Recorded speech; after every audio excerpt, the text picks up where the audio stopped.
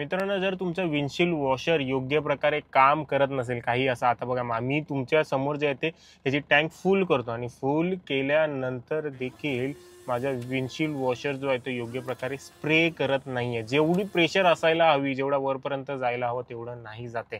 को ड्रायव्हर साईडचं तर बघा अजिबातच एकदम खालीच आहे. तर अशा वेळेला आपल्याला काय करायचं, अगदी इझी पद्धत आहे. तुम्हाला काही मेकॅनिक जवळ वगैरे जाण्याची गरज नाही. खूप सोपी पद्धत आहे. तुम्हाला हे माहीत देखील असेल की आपल्याला एक पिन घ्यायची आहे, सेफ्टी पिन, आणि त्या सेफ्टी पिनच्या मदतीने हे जे होल असतात त्यामध्ये जे ही सेफ्टी पिन घुसून त्या आतमध्ये जे होल असतात ते ब्लॉक झालेले असतात पाण्याच्या क्षारमुळे, योग्य प्रकारे स्प्रे होत नाही. तुमचं जर असं स्प्रेयर ब्लॉक असेल आणि तुम्ही सतत ती मशीन वापरत असाल तर अशा वेळेला जी मोटार असते ती गरम होऊन खराब होण्याचे चान्सेस असतात आणि अशा वेळेला खूप मोठा खर्च येऊ शकतो. तर त्यामुळे तुम्ही हे पिन घालून जे आहे त्याचे होल मोठे करू शकता. आता होल मोठे केल्यानंतर तुम्ही पाहू शकता की किती फरक पडलेला आहे, किती प्रेशरमध्ये देखील फरक पडलेला आहे आणि आता को ड्रायव्हर साईडचा देखील वरपर्यंत जो आहे तो फ्लो येतो आहे. आणि जर तुम्हाला वाटतंय की हे असं ब्लॉकेज होऊ नये, तुमची विंडशील्ड क्लिअर राहावी आणि त्यासोबतच वायपर ब्लेडची लाईफ वाढावी, वॉशर फ्लुइडची जी मोटर आहे तिची लाईफ वाढावी, ब्लॉकेज होऊ नये, तर तुम्हाला जे वापरायचं आहे ते म्हणजे वापरायचं आहे कोणताही प्रकारचा एखादा वॉशर फ्लुइड.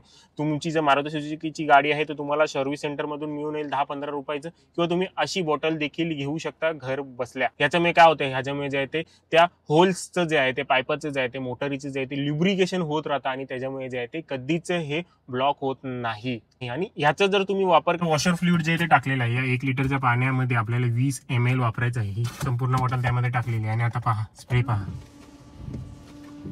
हे पहा,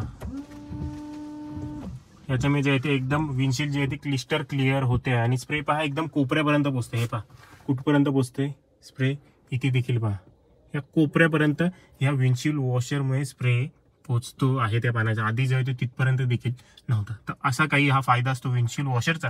आणि असं काही तुम्ही एका पिनच्या मदतीने तुमचे विंडशील्ड वॉशर चालू करू शकता.